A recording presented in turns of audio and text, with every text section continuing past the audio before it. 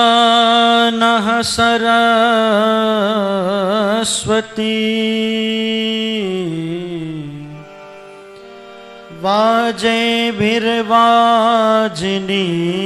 वाजेभिर्वाजिनीवती यज्ञं बष्टु धिया वसो त्वमेव माता च पिता त्वमेव त्वमेव बन्धुश्च सखा त्वमेव त्वमेव विद्या द्रविणम् त्वमेव त्वमेव सर्वम् मम देव देव त्वमेव सर्वम् मम देव देव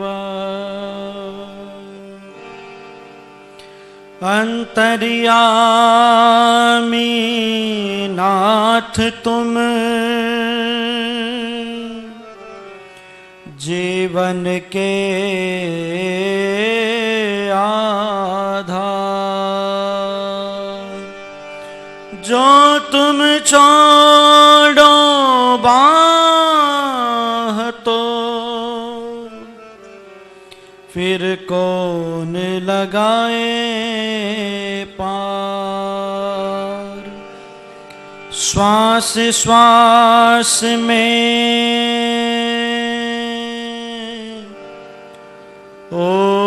ओम जप वृथा श्वास मत खो ना जाने इस श्वास का फिर यावन हो न हो। दाता तेरे सुमिरन का दाता तेरे सुमिरन का वरदान जो मिल जाए मुरझाई कली दिल के एक आन में खिल जाए। दाता तेरे सुमिरन का दाता तेरे सुमिरन सुनते हैं तेरी रहमत दिन रात बरसती है। सुनते हैं तेरी रहमत दिन रात बरसती है। एक बूंद जो मिल जाए, एक बूंद जो मिल जाए, तकदीर तेरे सुमिरन का वरदान जो मिल जाए, मुरझाई कली दिल की एक आन में खिल जाए, दाता तेरे सुमिरन का।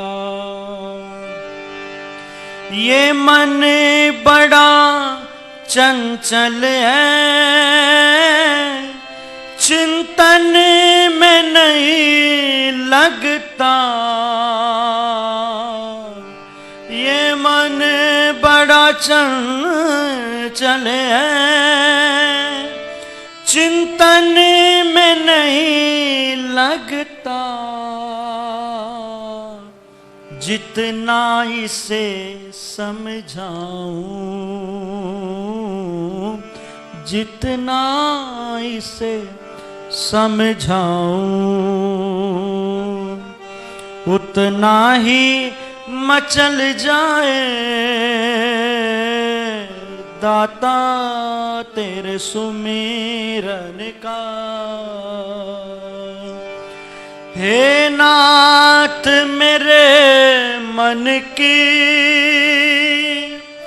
बस एक तमन्ना है, हे देव मेरे मन की बस एक तमन्ना है, पापों से बचा लेना, कहीं पाँव फिसल जाए, दाता तेरे सुमिरन का वरदान जो मिल जाए, दाता तेरे। देवत्व के फूलों से दामन को मेरे भर दो, देवत्व के फूलों से दामन को मेरे भर दो, देवत्व के फूलों से दामन को मेरे भर दो, जीवन ये सुगंधित हो, जीवन ये सुगंधित हो, दुर्गंध निकल जाए, दाता तेरे सुमिरन का। ऋषिराज दयानंद से महापुरुष हमें दे दो, गुरुदेव दयानंद से महापुरुष हमें दे दो, मेरे भारत वर्ष के ये, मेरे भारत वर्ष की ये तकदीर बदल जाए, दाता तेरे सुमिरन का, दाता तेरे सुमिरन का, दाता तेरे सुमिरन का।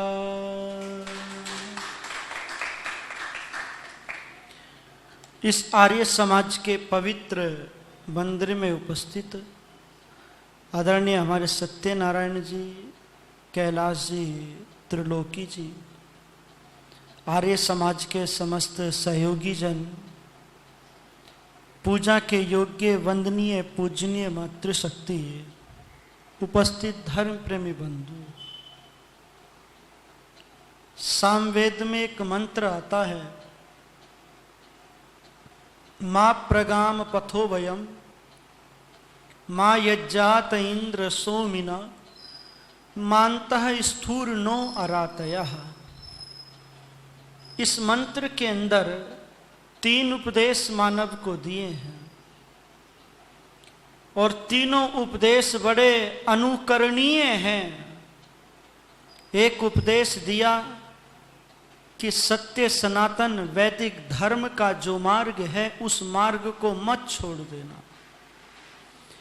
दूसरा उपदेश दिया जो यज्ञ का मार्ग है उस मार्ग को मत छोड़ देना और अपने जीवन के अंदर कंजूस की वृत्ति को मत आने देना। देश काल परिस्थिति को देख करके व्यक्ति को दान भी देना एक बहुत उत्तम और सराहनीय आवश्यक कर्म है। दान की महिमा कभी आएगी तो मैं चर्चा करूंगा। आज तो केवल आपके बीच में धर्म की चर्चा आपसे साझा करूंगा, क्योंकि धर्म का जो क्षेत्र है वो बड़ा व्यापक है और व्यापक इसलिए है क्योंकि उसका जो संस्थापक है वो ईश्वर है, और व्यापक इसलिए भी है क्योंकि इससे इहलोक भी बनता है और परलोक भी बनता है। महर्षि स्वामी दयानंद जी ने धर्म पर बड़ा विशेष जोर दिया और महर्षि दयानंद जी ने ही नहीं, वेद शास्त्रों में महापुरुषों ने सभी ने धर्म की रक्षा के लिए अपनी गर्दन उड़ा दी। धर्म की रक्षा के लिए दीवार को चुन लिया, धर्म की रक्षा के लिए अपने बेटे को कटवा दिया, पर धर्म को नहीं छोड़ा। धर्म बहुत बड़ी चीज है, प्राण से भी बड़ा धर्म है। मैं निवेदन करने लगा हूं कि ऋषि ने आर्य समाज के नियम में क्या लिखा है, सब काम धर्मानुसार, अर्थात सत्य और असत्य को विचार करके। हे मानव, तू मननशील है, तेरा जो शरीर है वो शरीर माध्यम खलु धर्म साधनम, धर्म का आचरण करने के लिए तुझे शरीर मिला है। पर जरा विचार करना, क्या लोग धर्म का आचरण कर रहे हैं या अधर्म का आचरण कर रहे हैं? व्यक्ति अधर्म का आचरण कर रहा है और मनु महाराज लिखते हैं, जब व्यक्ति अधर्म का आचरण करता है तो प्रारंभ में खूब उन्नति करता है, फलता है, फूलता है, पर अंत में उसकी जो गति है वो विनाश की ही है, विनाश को प्राप्त होता है। तो धर्म व्यक्ति को उठाता है, धर्म व्यक्ति के जीवन के अंदर बाहर ला करके खड़ा कर देता है, धर्म व्यक्ति के यश को चारों दिशाओं में पहुंचा देता है और धर्म से व्यक्ति को चतुर्दिक उन्नति प्राप्त होती है। और जब धर्म जीवन के अंदर से चला जाता है तो धीरे धीरे अवनति की ओर व्यक्ति बढ़ जाता है। कैसे बढ़ जाता है? तो एक घटना आपको सुनाता हूं, बड़े ध्यान से सुन करके जाना। धृतराष्ट्र का नाम आप सभी ने सुना है। धृतराष्ट्र को 5 दिन से नींद नहीं आ रही थी। अगर एक रात्रि में नींद ना आए तो क्या होगा? 5 रात्रि बिना नींद के व्यतीत हो गई। महात्मा विदुर को बुलाया, विदुर को, और महात्मा विदुर बड़े विद्वान, बड़े विनम्र, सात्विक और ईश्वर के भक्त हैं महात्मा विदुर। तभी तो लिखा था कि दुर्योधन के मेवा त्यागे साग विदुर घर खाई, सबसे ऊंची प्रेम सगाई। महात्मा विदुर को बुला लिया धृतराष्ट्र ने और ये कहा, चिंता में जलते जलते मेरी रात बीत जाती है, मुझे नींद नहीं आती है, और जिससे हो कल्याण मेरा उपदेश वो सुनाइए। धर्म का उपदेश करके संशय को मिटाइए। चैन मिले मन को बेचैनी क्यों सताती है, मैं बेचैन रहता हूं विदुर, मैं सो नहीं पाता। उपदेश करके संशय को मिटाइए।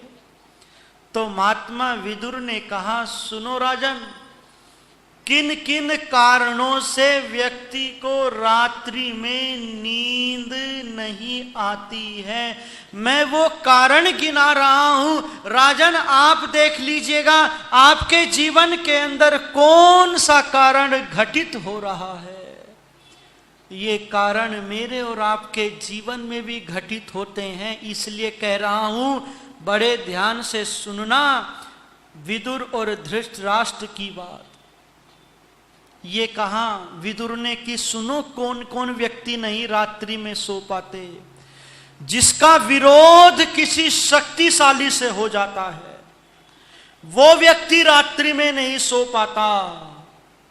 जिसका धन चोरी हो जाता है वो व्यक्ति रात्रि में नहीं सो पाता। और ये कहा जो व्यक्ति रोगी होता है वो व्यक्ति रात्रि में नहीं सो पाता। किसी की जाड़ में दर्द हो जाए, जाड़ में, तो बोलो, और ये जाड़ का दाढ़ का दर्द ऐसा दर्द है, हल्की सी जीभ भी टच हो जाए तो दर्द का तूफान बन करके खड़ा हो जाता है। एक बार हमारी बुआ जी को रात्रि में दाढ़ में दर्द हो गया और इतना भयंकर हुआ कि सिर के दर्द की और जो बुखार की गोली थी ना, 2 खुराक, वो 2 खुराक आधे घंटे में ले ली, दोनों की दोनों।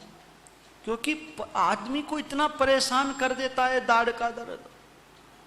तो मैं निवेदन करने लगा हूं, जो व्यक्ति रोगी होता है वो व्यक्ति नहीं सो पाता, और जो व्यक्ति कामी होता है, कामी विषय वासनाओं में, भोगों में डूबा हुआ होता है, उस व्यक्ति को भी नींद नहीं आती। और बहुत बड़ी बात अंत में कह दी कि राजन जिसके जीवन में लोभ आ जाता है वो व्यक्ति भी रात्रि में नहीं सो पाता। और ये जो लोभ है ना, ये पाप का बाप है, बाप। वो कहा जाता ना, तू शेर है तो मैं 1.25 शेर हूं, तू पाप है तो मैं पाप का बाप हूं।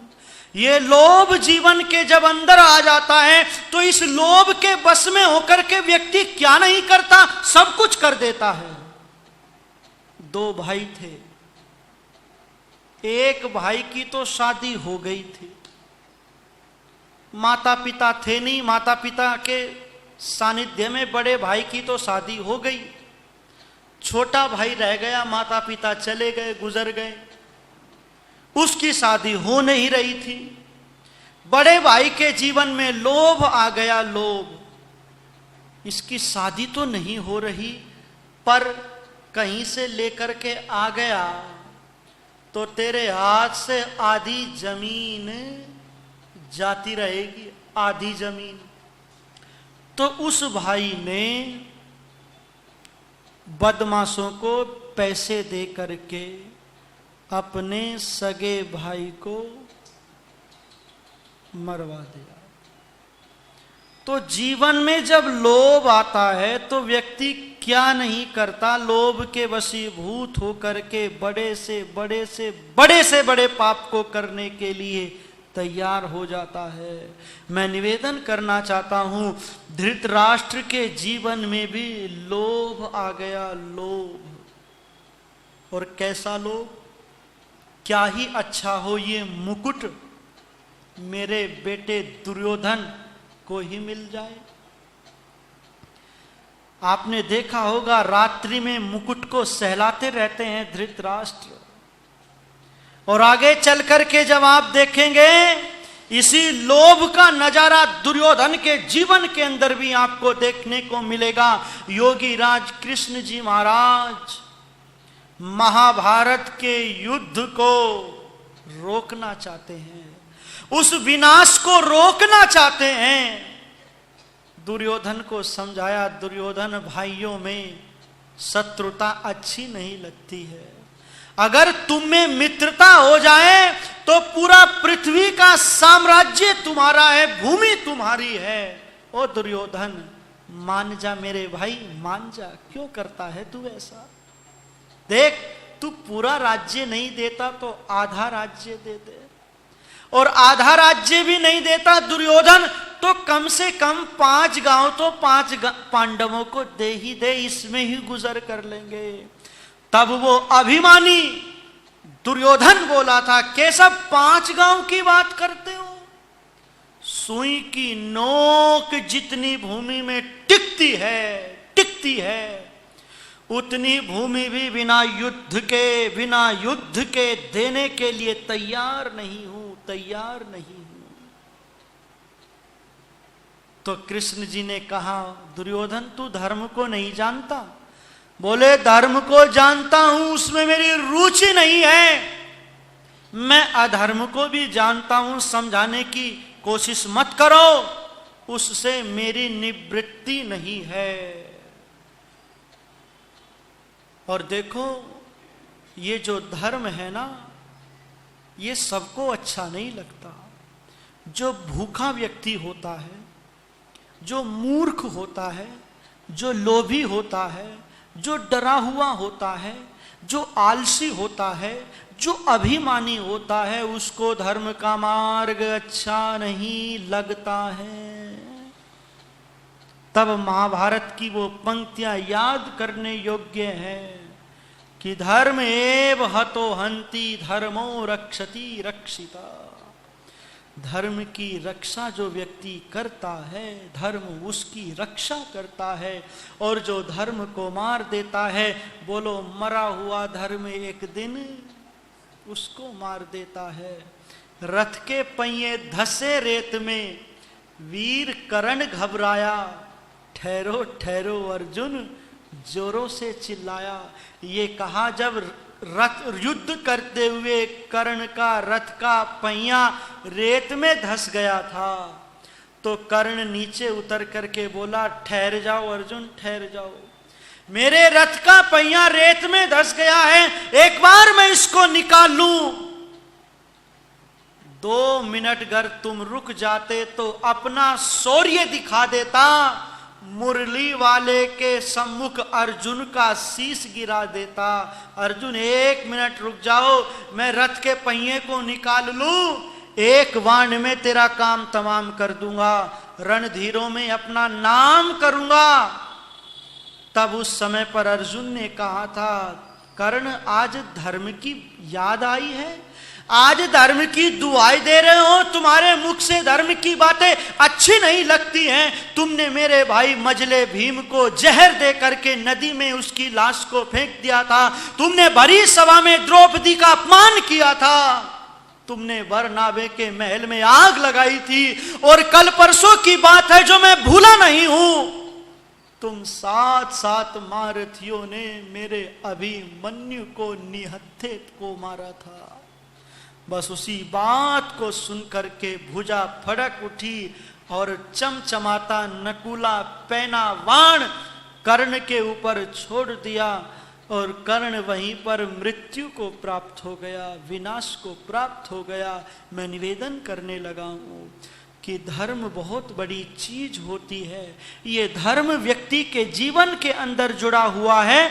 ये धर्म अगर जीवन से चला जाता है तो व्यक्ति फिर मनुष्य नहीं रहता है। व्यक्ति कहां कहां तक गिरेगा उसका कुछ कहा नहीं जा सकता है। इसलिए वेद ने कहा कि मां प्रगाम पथोवयम, ए लोगों तुम धर्म के मार्ग से विमुख मत होना। जो व्यक्ति धर्म के मार्ग पर चलता है, सुख और शांति उससे मिलने के लिए ऐसे दौड़ पड़ती हैं, ऐसे दौड़ पड़ती हैं जैसे दौड़ती हुई नदियां समुद्र में जाकर के मिल जाती हैं, तो हम अपने सत्य सनातन वैदिक धर्म को जाने और उसको धारण करें। वो व्यक्ति धार्मिक नहीं है जो माथे पर रुमाल बांधता है, मंदिर में जाता है। वो व्यक्ति धार्मिक नहीं है जो कलाबा बांधता है।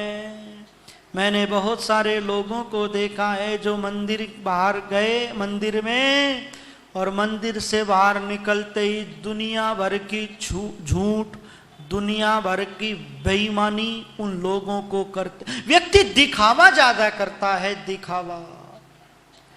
धर्म और ईश्वर की भक्ति दिखावे की नहीं है, दिखावे की। व्यक्ति बन ठन के जाता है, दिखाता है मैं बहुत धार्मिक हूं, मैं भगवान का भक्त हूं, और मंदिर से निकलते ही कितना नीच व्यक्ति बन जाता है, कितने कुत्सित विचार जीवन में वो व्यक्ति करता है। आप लोग इसका अंदाजा लगा सकते हैं। धार्मिक वो व्यक्ति है जो सत्य का पालन करता है, जिसकी अपरिग्रह की चर्चा भाई जी कर रहे थे, वो व्यक्ति धार्मिक होता है। धार्मिक वो होता है जो आत्मनः प्रतिकूलानि परेशान न समाचरेत, जो मुझे अच्छा लगता है, जो मुझे अच्छा नहीं लगता वो व्यवहार दूसरों के साथ में जो व्यक्ति नहीं करता वो धार्मिक होता है। जो व्यक्ति अपने धर्म सत्य बोलता है, जो व्यक्ति झूठ नहीं बोलता, जो व्यक्ति जितेंद्रिय है, जो व्यक्ति अपने जीवन में परोपकार की भावना रखता है, वो व्यक्ति धार्मिक होता है। धर्म की चर्चा बड़ी विस्तृत चर्चा है, इसलिए मैं निवेदन करने लगा हूँ कि हमें धर्म से जुड़ना चाहिए और धर्म को धारण करना चाहिए, उसको आचरण में उतार लेने का नाम धर्म है। इसलिए कहा गया, कमाले धर्म धन प्यारे, सफर में काम आएगा। और क्या मिलेगा धर्म से? मिले परलोक का सुंदर सजावा तावरण तुझको, सजावा तावरण तुझको। तो खिलते पुष्प की भांति बदल चोले को जाएगा। कमाले धर्म धन प्यारे, सफर में काम आएगा। बनेगा देश का नेता आगामी अपने जीवन में, आगामी अपने जीवन में। चलेगी उस तरफ दुनिया जिधर को तू चलाएगा। कमाले ऐसे कमाई कर चलो जो संग जा सके। मुश्किल पड़े तो राह में कुछ काम आ सके, मुश्किल पड़े तो राह में कुछ काम आ सके। ये काम आने वाली चीज है राह में। मनु महाराज लिखते हैं, जब दुनिया के लोग इस शरीर को मिट्टी के ढेले की तरह से, लकड़ी की तरह से शमशान में छोड़ करके चले आते हैं, तब व्यक्ति के साथ में अगर कोई जाता है तो वो धर्म जाता है, धर्म। इसलिए धर्म का संग्रह करते रहो, मृत्यु का पता नहीं कब कहां कैसे आ जाए। यही तो उपदेश वाणों की सरसैया पर पड़े भीष्म जी ने युधिष्ठिर को दिया था। यही उपदेश अंतिम समय में रावण ने लक्ष्मण को दिया था कि धर्म के विरुद्ध जो व्यक्ति जाता है उसकी दुर्गति होती है। इसलिए अपने धर्म से के खूंटे से बंधे रहें, धर्म का संग्रह करते चलें। आपने मेरी बातों को सुना, समय दौड़ चला है, अब शांति पाठ करेंगे। ओम द्यौ शांति अंतरिक्ष गुम शांति पृथ्वी शांतिरापान।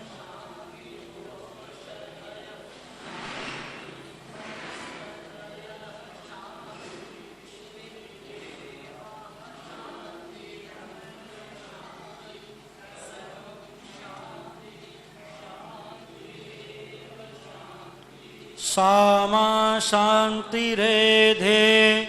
ओम शांति शांति शांति। बोलो सत्य सनातन वैदिक धर्म की, मर्यादा पुरुषोत्तम श्री राम की, योगी राज श्री कृष्ण की, महर्षि स्वामी दयानंद की, स्वामी विरजानंद की, स्वामी श्रद्धानंद की, पंडित लेखराम की, देश के अमर शहीदों की, देश के अमर वीरांगनाओं की, वेद की ज्योति, ओम का झंडा कृणवंतो वैदिक ध्वनि।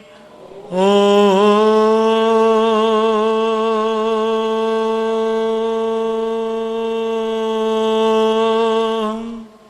वैदिक अभिवादन सबको सादर नमस्ते।